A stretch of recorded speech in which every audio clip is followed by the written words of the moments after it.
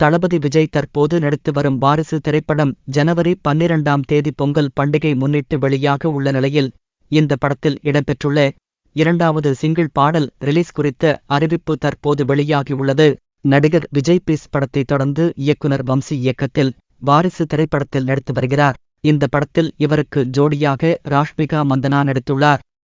மேலும் முக்கிய கதாபாத்திரத்தில் சரத்குமார், சங்கீதா, ஷாம், ஜெயசுதா, பிரகாஷ்ராஜ், பிரபு உள்ளிட்ட பலர் நடித்துள்ளனர். இந்த படத்தை மிகப் பிரமாண்டமாக பிரபல தெலுங்கு திரையுலகின் முன்னணி தயாரிப்பாளரான தில்ராஜு தே. வெங்கடேஸ்வரா கிரியேஷன் சார்பில் தயாரித்துள்ளார். இந்நிலையில் அவ்வப்போது வாரிசு படத்தின் அப்டேட் குறித்த தகவலை வெளியிட்டு வரும் படக்குழுவினர் விஜய் நடிப்பில் உருவாகியுள்ள வாரிசு படத்தில் இருந்து செகண்ட் சிங்கிள் பாடல் வெளியாகும் தேதியை தற்போது அதிகாரப்பூர்வமாக அறிவித்துள்ளனர். விஜயின் 30 வருட திரையுலக வாழ்க்கையை சிறப்பிக்கும் விதமாக இந்த அப்டேட் தற்போது வெளியாகியுள்ளது.